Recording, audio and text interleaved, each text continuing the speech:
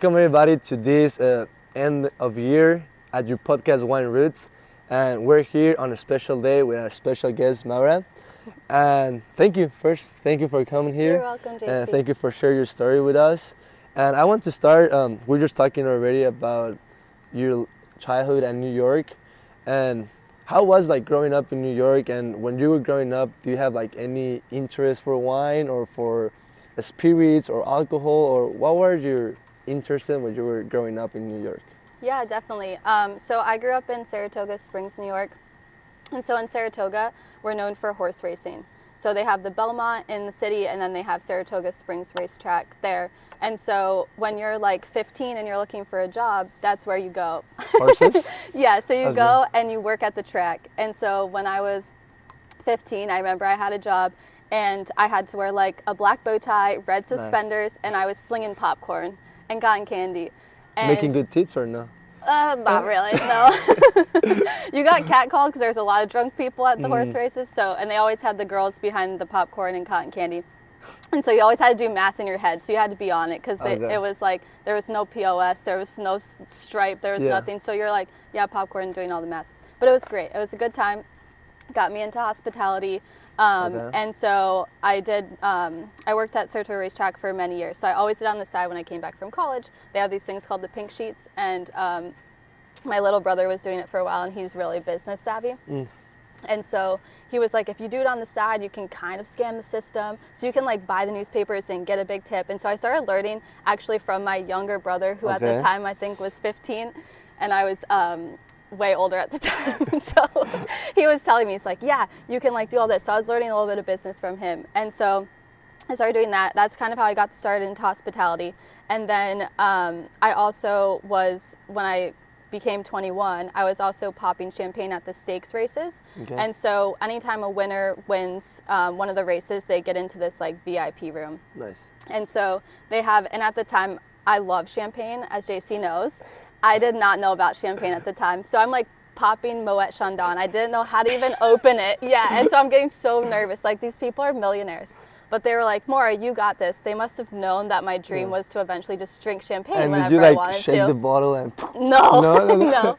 They like try to teach you, but I'm like, oh my gosh, if I could teach that girl now, like how to open a bottle of champagne. Because I was like twisting the top, and I was like, I don't know what's happening. But yeah, so I got to start at the horse races then.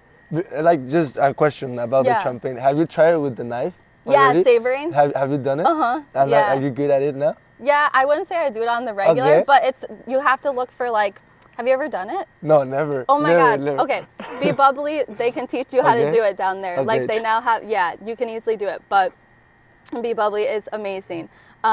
Rodrigo sabers all the time, and their whole team does. Nice. But so you look like on the bottle of champagne, there's like a seam. Next time you look at a bottle of champagne, look. So you take the wrapper off, you keep the cage on top, and then there's like a little line there. And so you take the knife and you want to do like a follow through. So, you know, sports, like when you're trying to score a goal, you like follow through, right? Yeah, like playing golf, the swing. Yeah, and like I grew up playing basketball, so it's like follow through, right? So that's how they kind of teach you. So you take the knife and then you just like swipe up along the seam, and it just comes right off. Nice. But sometimes it takes a little bit. And it sounds super beautiful. Like, Yeah. super classy. Yeah, and I remember the first time I did it, my friend was like, you got to keep the top. I'm like, what am I supposed to do with this? I was like, this is one of many. I don't need this first. Nice. Let's just drink what's inside. So now you can go back and do that on the race with the horses. Yeah, oh my gosh. Yeah, that would definitely make a statement for sure. Yeah, but like growing up in Saratoga, like hospitality, that's like at your core. And so now they have like all these amazing New York chefs are coming in and building out restaurants in Saratoga too. But that's kind of where I got my start in hospitality. And then I was always like interested in wine. And so in college, I ended up getting diagnosed with celiac disease. So for those of you that don't know, you can't eat gluten, and it's an autoimmune disease and whatever. It's not that bad. You can handle it. But so I ended up switching my careers, and this was like a big pivotal moment for me because I believe in signs. I don't know if you do, but things in my life, I'm like, okay, I feel like this is a sign from the universe somewhere that I should do something. How old were you at that time? 18. 18? Before college, or you were already in college? I was in college. Okay, in California already? No, New York. No? Oh, in New York. Okay. Yeah, so I was going to the State University of New York at Plattsburgh, and I was studying like human development. Basically, I thought I always loved working with kids. Okay. And so I was going for human development and family relations kind of thing, and was going to go into occupational therapy and wanted to do like art therapy as a minor. So to help like troubled kids who maybe like lost their parents and you have to like work through them with art and all of this. So I thought that would be something cool. I liked always being creative.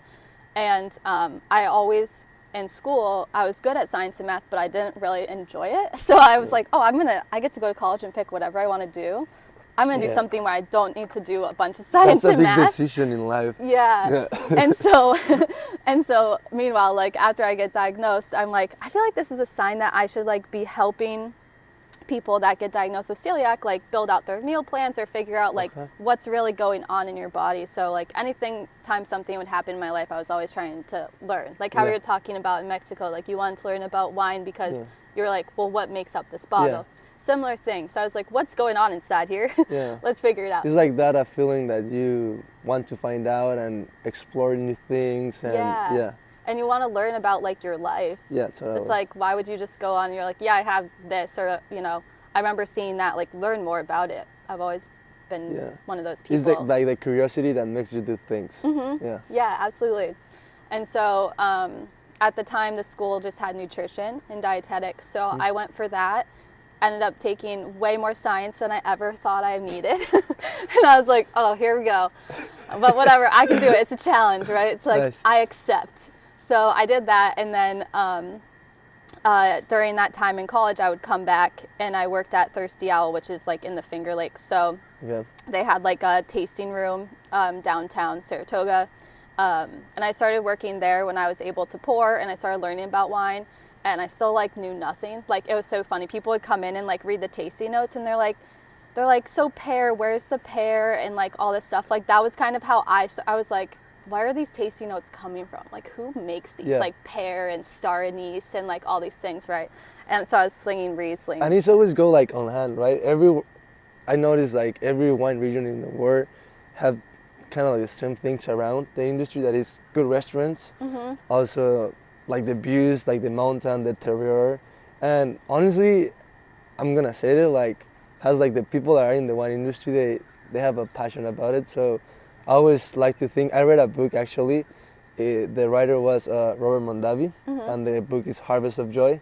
And one of the things he's saying in his book is like, for sure the wine industry has the most romantic people in the world. I could see that. It's so true. It's so true. Yeah, I could totally digress on that.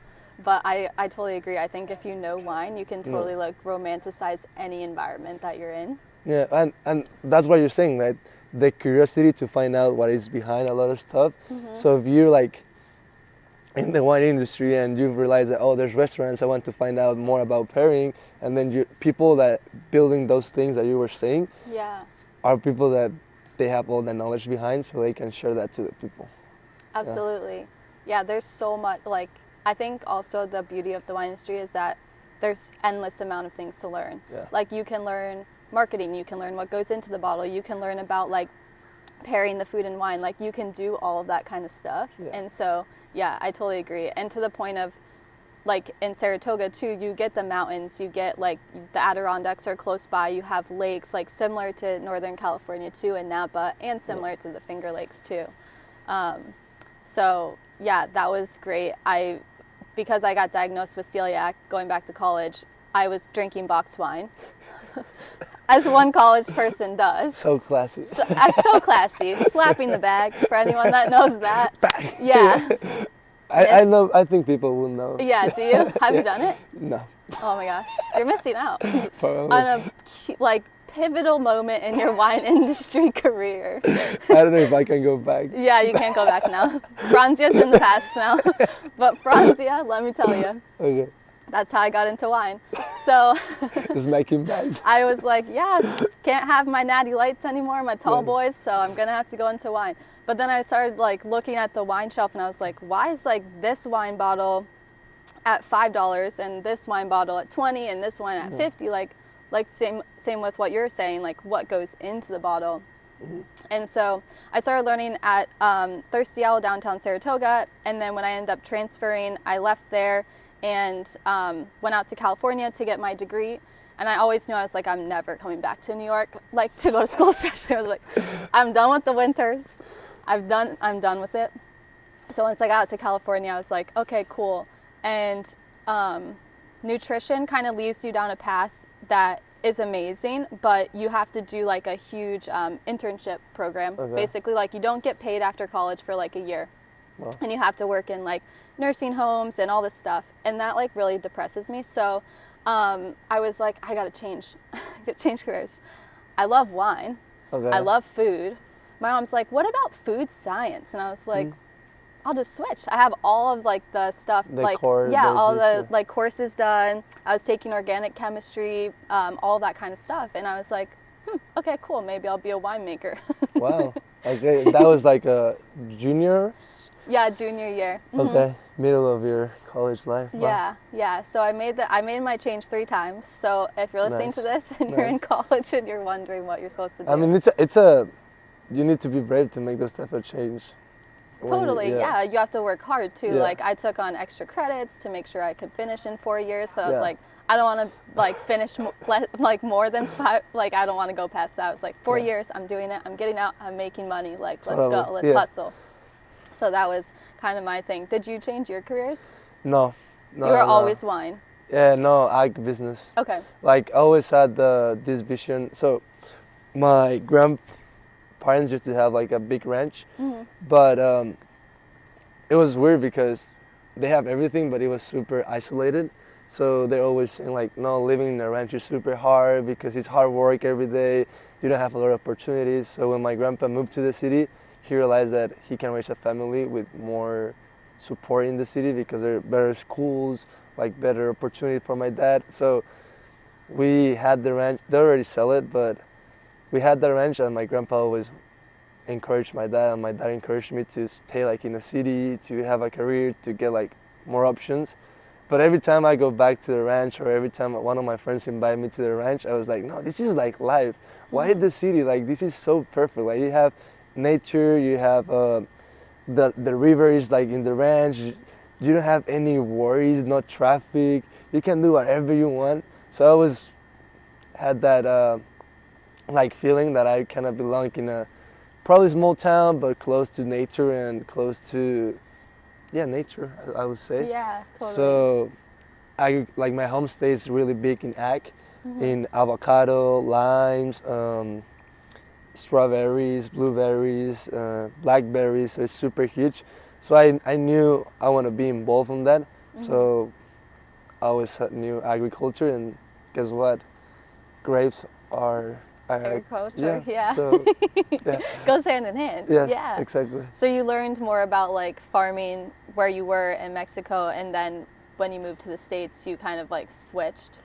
No, like when I decided I was gonna stay in Mexico actually, but I decided to came here because I wanted to keep playing soccer.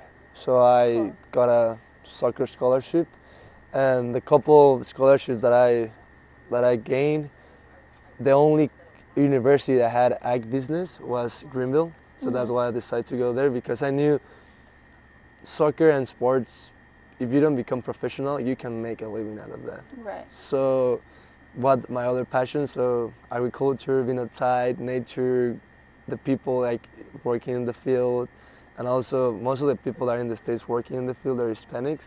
So I feel like a strong bond with them. Yeah. So I say, okay, I'm gonna go there, play soccer, get my college degree. And the good thing about the States is if you have a degree on the States, it's worth in Mexico and it's worth in every part in the world. So that was my thinking. That's so good though. Yeah. You kind of like followed it, but your passion was always just to be like more working, almost like not, I guess in the fields of like building agriculture and like feeding people too, and like doing all that and being outdoors, and like even today, like just like the smell of it after it rains and as it rains, 'cause it's been raining on us.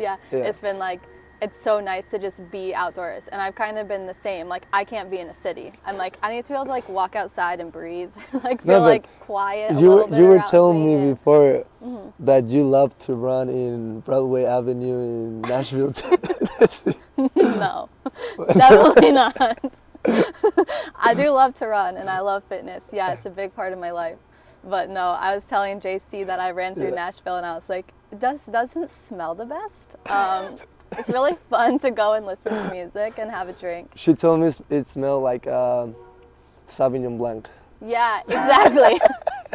Sauvignon Blanc, that's $2. That's $2. Yeah, exactly. yeah, Good. exactly. Trader Joe's, $2 Sauvignon chuck. Blanc. Yeah. Yeah, that's a good way to put it. Yeah, that is a good way of putting it. Yeah. That's so true. So That's then, so true. career change. You're already in California, doing nutrition. No, food science, right? Yeah. Food science, and what takes you to Napa? Yeah, so good question. So I was like I said, I was always drinking wine, and I was always like the girl to bring a bottle of wine to the party. Like everyone's bringing Coors Light, Vodka, and Bud Light, yeah. and all this, vodka, and I'm like, I'm gonna drink a $5 bottle of wine because that's all I can But afford. not the bag anymore. Not the bag. I moved Okay. up to a bottle. You're in Now California I'm carrying it already? like this. Nice. Yeah, Okay. yeah. I Okay. wasn't carrying it like this. I was Nice. carrying it like this. So I was bringing bottles, and I was like, yeah, similar to the same point. I'm like, okay, what goes into wine? Like, why am I putting this into my body at the same time? And I think that came to, like, when I was studying nutrition, because I was learning so much about what goes on inside your body. So, like, nutrition is the study of food inside your body. Food science is the study of food outside of your body. Okay. So when you think of the two, they're both science, and they're related in a way, obviously. But I think having that structure, I was always like, what am I putting in my body? I'm always trying to think about how can I live a healthier life? How can I do all stuff? And so, yeah, I started like looking up. I honestly was looking up wages. I was like, how much does a winemaker make? I was Googling. I was like, 100K. I want that job. I was like, Winemaker. yeah, I was like, that one's for me. I'm trying to make 6 figures out here, right? Wow. And I was like, I can do it. I'm going to hustle and then make it happen. I thought that's what I wanted to do. I was like, super cool. My whole family is like basically like science engineers, teacher, like all of that. My dad's a mechanical engineer. My mom's a teacher. Everyone's like very into the sciences and the maths and all that. And but we like to draw as well, so we have that creative side. So anyways, I get here. I applied to like, I don't know, 12 different internships, because I heard if you have like a food science degree, you can like apply to all these harvest internships. Totally. So in my senior year, I started applying all this stuff on winejobs.com, which is like what I always recommend people going to if they're trying to get into the wine industry. And so I finally like heard back from only one, and it was Behringer, thank God. Behringer. Yeah. So this guy, Oren, calls me, and he was like, hey, so it was Treasury Wine Estates. It's owned by Treasury Wine Estates, and but it was at Behringer's like lab facility as like a harvest lab tech or whatever. He's like, hey, can you come up for an interview? So I drive up from LA, where I was living at the time for school, up to Napa, made a road trip, came up here for an interview, because they're like, we want to do it in person. COVID obviously hadn't happened yet, so like Zoom wasn't really a big thing. It was like, you had to be here in person to do this interview, blah, blah, blah. I was like, okay, well, I guess I'm driving 8 hours in between all my finals. Wow. So like I left one day, came back like 2 days later to take another final. I was like studying for my finals on the road and also up here getting my interview. And so that was really cool. And Question. Did you drove through the 5 or 101? I think I drove the 5, but came back down through Yosemite. Okay. Or sorry, not Yosemite, Tahoe. Oh, okay. Like I wanted to way see up, Tahoe, okay. and then we came back through. And so, so we did that, and I was like waiting to hear back, and I graduate, and I'm like, okay, I think they're gonna offer me a job, but I'm really not sure. And I kind of got nervous, because I'm like, this will be so cool. Like, I want to be in California. I want to start fresh. I want all this stuff. And so I get back and like still didn't hear from them. They're like, well, you'll hear from us like in 3 weeks. Still didn't hear. And so I like reached out. It's like, hey, still interested. I'm back in New York. So like, let me know. Help. SOS. Please get me out of New York. Back in New York. I'm back in New York. Save me. No, I'm just kidding. Oren was so funny, my manager. And so, so I ended up getting a job at 9 Pin Cider Works, which is like the first hard cider place in Albany, New York. I did a lot of like farmers markets and all this stuff, but all while I always knew I wanted to be in food and beverage, and wanted to be, I was always like, I want to get like discounts on things I like. That's kind of where my head was always. So like even in college, my internship was like at this hard cider company. So I was either in hard cider or wine, because I couldn't drink beer. And so So I did that, and so anyways, they were the one. Treasury Wine Estates, thank God for Oren, was like, yeah, we wanted to change things up. We don't want someone from Davis. We want somebody that has a different background. I'm like, thank the Lord, because like That's I me. definitely, Yeah. I didn't go to Davis, and you did. No. Oh no, yeah. No. So I was like, they want something different, and so thank God, because I was like, yay, I'm coming out to Napa. I like lived in a room in a house of a family. Like Totally. my neighbor was from Spain. Like across the hall, and we lived in this family house, and that's kind of how I came up here. But I was a lab tech, so I was doing like all the harvest stuff, and at Treasury, being like a big company, and you basically like you're sampling a bajillion tanks. Yeah, and you were doing pH, temperature, bricks. Exactly, all the titration, and we were also doing like looking at the colors as it was coming in. We were taking like bricks and temp in the morning. But it was fun because we had such a good group of people that worked there. So I made like 2 of my first best friends when I moved here, and we just like had a blast. And I was 21 when I moved here, and I turned 22 in October. So I'm young for where I was at in school. And that's also like a good thing that you mentioned 2 things that I really stuck with it. The first one is I always want to get discounts in things that I like. Yeah. I remember my mom always told me, if you're good at something, don't do it for free. So I realized, I'm not a good drinker, good wine drinker. So I'm going to go to that industry because I'm going to do it for free. Yeah, no, 100%. It's so true. It's so true. It's like, I think people like look at it and they're like, I'm like, anyone could do what we do, really. I mean, but like being in the wine industry, you get so many perks.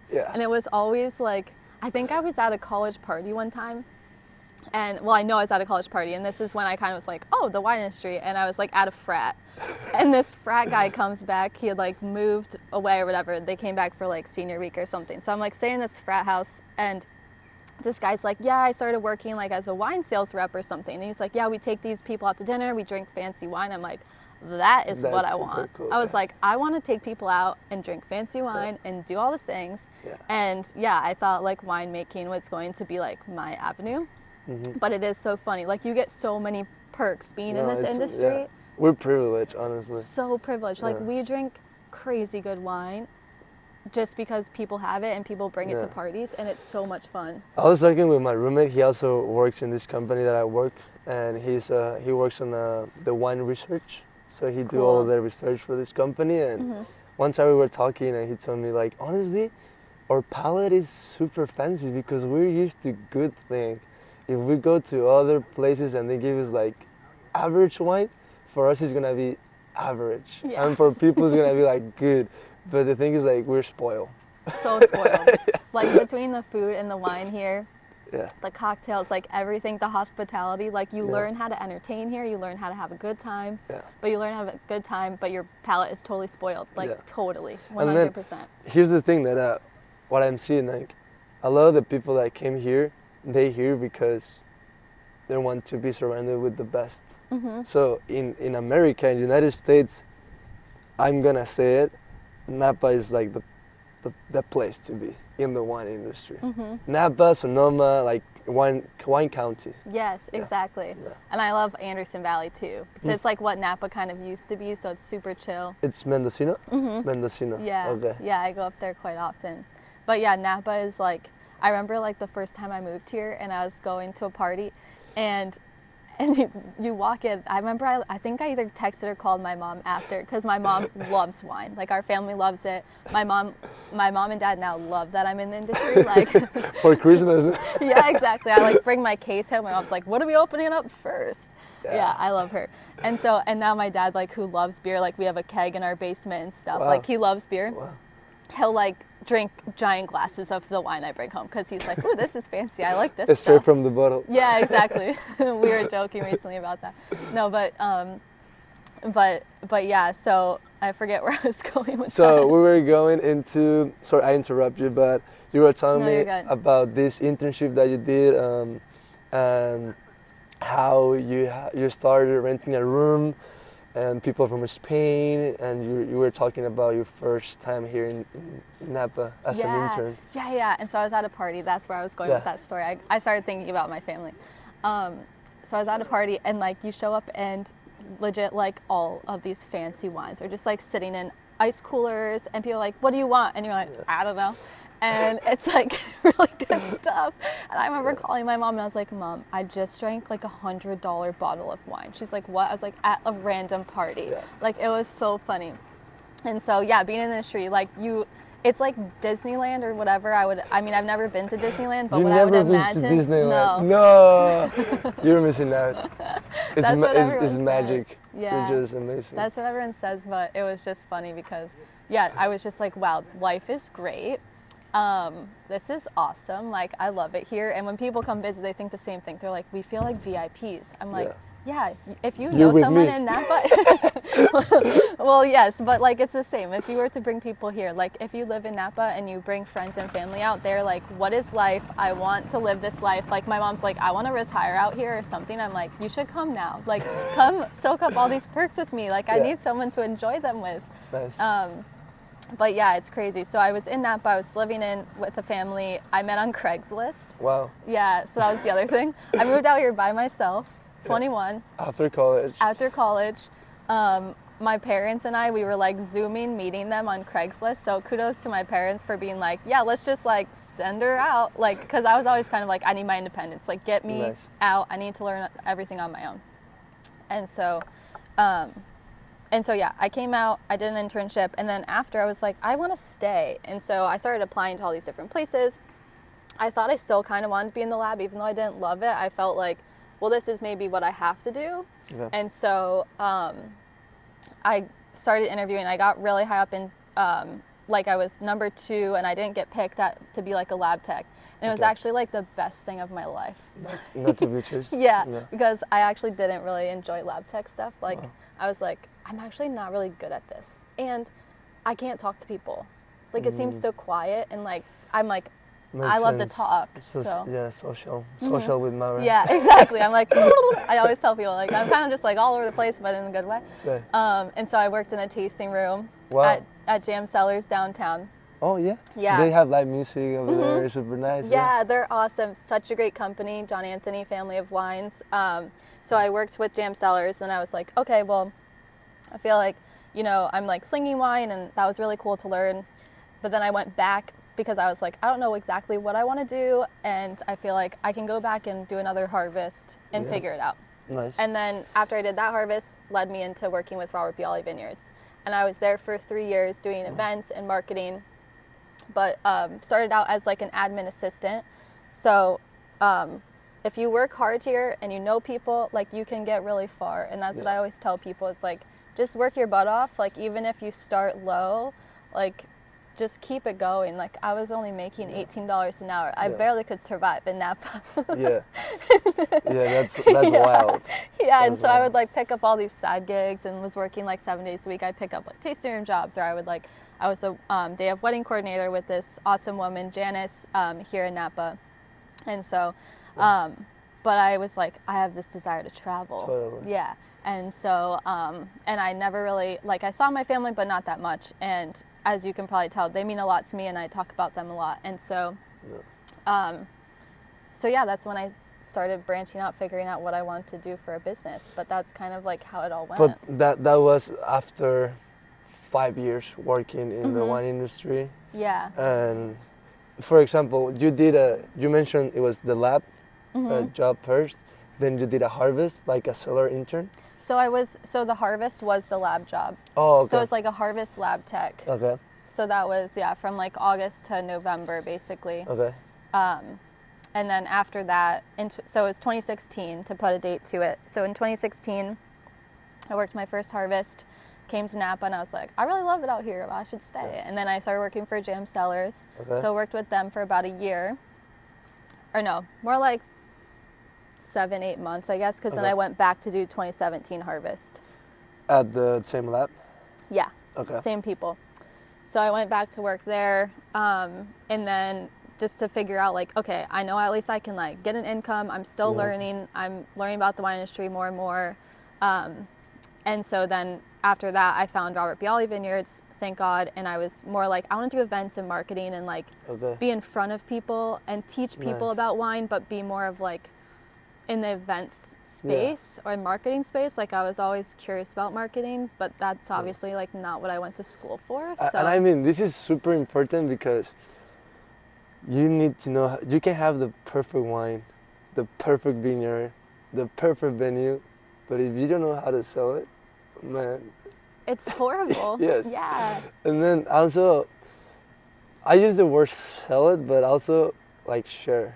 Like you can have the great wine, but if you just keep it for yourself and don't share it with people, it's like, Yeah, and then it goes bad. Yeah, like, exactly, yeah. So it's like, why hold on to these bottles and not have like an experience? Or like in the industry, I always love when I go wine tasting and they'll like pour you some of these cool wines and you're like, okay, 1, I'm learning, 2, I'm gonna come back here because I'm trying something special, and 3, I might even buy it. No, exactly, yeah. So it's like sharing just a little extra really goes a long way. Exactly, yeah. Yeah, it's so true. I really enjoyed the sales aspect because it was fun to be like get to understand the customer. And I had wine club members that I still are like now really good friends with, and like on a texting basis, a calling basis, and I love them and they're amazing. And so now they're good friends. But you're learning like about the person first, and then you're saying, okay, what wines might they like? And so that was cool, especially at Bialy. Yeah, you can get to know people by their taste, no? Yeah, that's super cool. And also, the thing that you mentioned in the lab, I know people that work in the lab in the company that I work, and they're always like kind of busy. It's just focus on what you're doing right now. And now if you took that marketing like pathway now, and with marketing I feel you get to know different characters, you get to know different type of wines, different markets. Yeah. So you're just learning more about the industry 100%. through the people. Yeah. It was really cool too because the direction I kind of took was like, okay, I learned the behind the scenes is what I say. I learned the front of house, and then I learned like how to sell it. And so with doing that too, like customers would call and they would ask about like how wine's made. I could like tell them exactly how wine was made, coming from a space of just knowing from my harvest. And also we just had a great winemaker there, and there's a great winemaker there now, but like at the time when I first got there, he would like teach me stuff as I was learning. So, and that's a really cool thing about the wine industry that I don't think a lot of people think about, is like people are so happy to teach you about wine here. Like you can ask people questions and they're like happy to give you all the information. Like they want to see you succeed. And it's really hard to be a winemaker here, but it's like, but not impossible. Not impossible. No. It definitely is doable. And, but there's like all these other aspects of the wine industry that are super neat. Like you don't have to like think about it from a sciencey side. You can be like, I just love to sell. Like I love to taste it. So maybe you're doing like wine review. Like there's so many things you can do. Yeah, and at the end of the day, it's like same industry. And also what you mentioned about when you were intern, you have people from Spain, and right here in Napa, I know people from Italy, from South Africa, from Argentina, Chile, and you know what? They're here because we share the same passion. Yeah. So it's so true. Yeah. So it's easy to find things in common, and I think it's a super strong community because we're surrounded by this. I know, it's so true. Yeah, and like you said, you can talk to anyone and be like, I love this wine, they'll be like, I love this wine, and then you can like trade ideas, or like you can always come together over a bottle of wine and like a meal here. Yes. And people are happy. And now that you're saying that, I'm just thinking, we were talking about languages, right? Yeah. But if you put it like in that way, you can say that kind of the wine is a language. So people that are here kind of speak the same language. Yeah, 100%. Yeah. I love that. Yeah. I'm just like connecting wires. Yeah, no, it's so true though. It's so true. Like, and even like I've met people when I was traveling alone and I'd be enjoying wine with them, and like I said, I'm not good at languages. I would like try. But you're good at wine. I'm really good at drinking. I'm just kidding. No, I am though. But I'm really good at wine. I'm not kidding. So, but I like met people through wine, like as I traveled, and this was super cool. Like I would go and dine by myself in Florence, and I remember I met this amazing sommelier, And I told him I was in Napa, and I was like, I want my food paired like every single meal because I'm a treat myself. I'm big into treating myself. And we became like friends because he was like, oh, you're in Napa, you understand the wine. Like he could pour the wine and like say a few things, and then I would understand, and we like shared that in common. Same with people that like in Germany that I met, and I was like, we would share passion over wine because it's like we knew we could drink it and laugh and like kind of understand each other, but we just laugh and drink and have a good time. And it was like so fulfilling to, like you said, it's like its own language. It's like a barrier. Yes. You're like, try this. Yes, exactly. And then music, same, like we have more thing in common that we actually think. It's so true. Yeah. So, Maura, just to wrap up this a little bit, I want to, now you start doing marketing for Valley and building your own career as a business owner. And can you talk a little bit about that? Is the same in the industry? What was your first clients? What you try to, like, what's your mission? Like, what you want to share? You know, your posts, you know, your social media. How you're helping your clients. You can also tell people to get to follow you on Instagram. So, if you don't know, maybe one future winemaker is listening to us right now, and he might need help to sell their wine. So, you can talk about that. And also, I know people that they really ask me questions, like legit questions about wine, but they're like kind of shy because, you know, there can be people that are mean, like, oh, you shouldn't be drinking like that, that's bad, you can't pair it, and they're kind of afraid of that type of stuff. So you already built your career in the industry, that you have your own business and you've been known a lot of people, what would you recommend for those people that want to start to get, where should they start? Yeah, that's a good question. I have like so many things that I want to say, but I'll try to keep it short. Go ahead. Yeah, so I started Social with Maura, social media marketing for wineries, restaurants, hospitality industry, because that's just what I was good at, and that's what I was passionate about. Eating, drinking, food and wine pairings. When you dance, you got a good pairing, you're like, yeah, life's good. And so I like had a client on the side while I was working with Bialy. I still work with Bialy. I love them. They're one of my clients. Nice. And they're just amazing. And so, anyways, once I left and did my own thing, I kind of was like, I know I can work hard. And if you know that you can work hard, you can really get so far in life, is what I always say. Totally. Like, no matter, even if you're figuring out what you're trying to do or whatever, like, just keep working at it because everything's going to work out. And I know people probably say that, but it's so true. And so I was like, I'm just going to hustle. I'm going to, like, be like, positive energy. I love sharing like motivational quotes, which you've probably seen on my Instagram handle is Social with Maura, and I love sharing marketing tips. And if you ever need marketing tips or you ever just need a friend in Napa or whatever, just DM me because I'm happy to like share whatever knowledge I have. I'm happy to be a resource or a mentor or whatever. That's kind of what I would love to mentor anyone looking to be in the wine industry, looking to start their own business, all of that. But yeah, so I do social media marketing for wineries and restaurants here in Napa, Sonoma. I have some Anderson Valley clients. I'm trying to think of where else some good advice for people that are just getting started. Yeah, I was thinking you start slapping the bag. Yeah. That's a good start and it's super fun. And honestly, I think a lot of people it's super important, like, to understand what you're drinking and everything, but sometimes people focus more on that than what is surrounded, you know?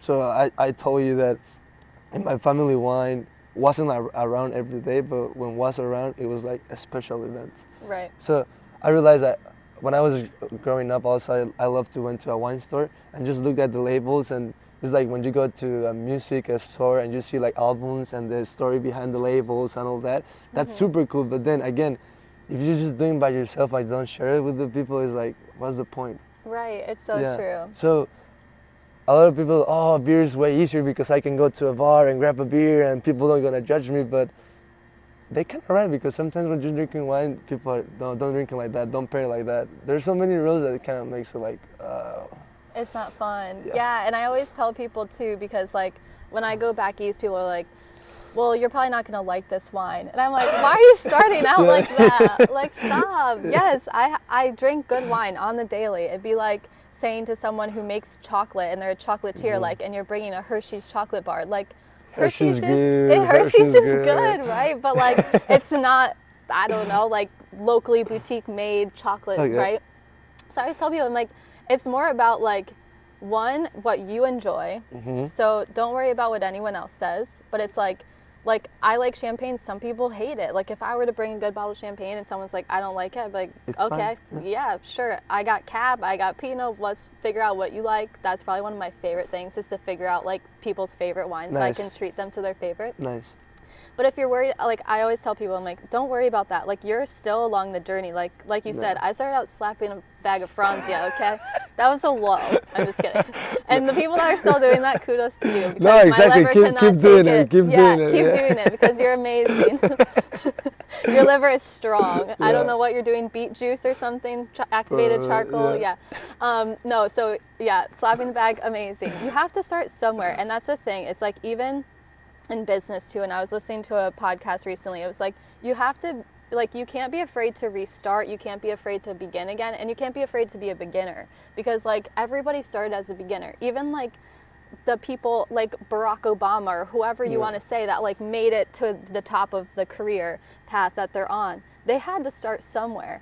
And so like you have to know in wine, you're going to start as a beginner. You were the same. I was the same. Like you have to just, I tell people, I'm like, if you want to get into wine and you want to try and you want to learn about what your palate is like or try good wine, like it takes a lot of sensory analysis, and that means just keep drinking. Yeah. It's like just keep enjoying it and enjoy it with friends. Sounds so terrible. Keep drinking yeah, good wine. I know. I'm terrible. like, yeah. They're like, how'd you learn? I'm like, lots of sensory analysis. It's so true though. Like you smell different wines. You're like, okay, now I can depict this. But it's because like people get nervous, but it's because we're in this industry every day. Maybe you're just coming to Napa. Like I didn't know it was good when I first moved to Napa. Like I was drinking all of the Treasury Wine Estates wines when I got here, because that's what I was given for free. And then as you like move up, you realize, okay, well, now I'm like working for a boutique winery, and now I'm trying these wines, and whoa, this is really good. And then, and I also would say, like, don't be afraid of asking people around you questions, because people are so like readily available to be like, this is how you swirl a wine, this is how you taste. If you go to a wine tasting, you'll learn how to do that. But you shouldn't, like when you're sitting at home enjoying a bottle of wine, like majority of people are not sitting there swirling and smelling, okay? No. It's like you're just enjoying it with a meal with the people you love. Like when I bring home wine, like if my family asks about it or if it's like super special, I might tell them a little blip. That's it. And then I'll be like, okay, so this is going to pair with mom's meatballs because it's a Sangiovese or something, you know? Yeah, but you gotta let the people have the curiosity. And then it's their own journey. Exactly. Like it shouldn't be so strict, and I think that's where sometimes people get nervous and in the wine street. And I notice people too, and I don't know if you have the same thing, but people get nervous drinking around me. And because I'm like, you know. because I know about wine. It'd be the same, like you're going into a lab, you have no idea what they're making, and you're like nervous, but it's like, just ask questions, figure it out, go along the journey. If it's your passion, do it, work hard. And there's always like a spot for you in Napa. There's never not. Like you can move from wherever, and there's always going to be work here too in the wine industry. So okay, so cheers for that. Yeah, let's close cheers. this. I wish this was tequila. It's coffee, guys. Yeah, it's coffee, but not tequila. We might get a shot. It's 10 a.m. in the morning. Yeah, maybe not. But or probably. But maybe. Probably. Probably, yeah. Okay, follow Social with Maura. Yeah. Keep in touch. Thank you for following Thanks, the podcast.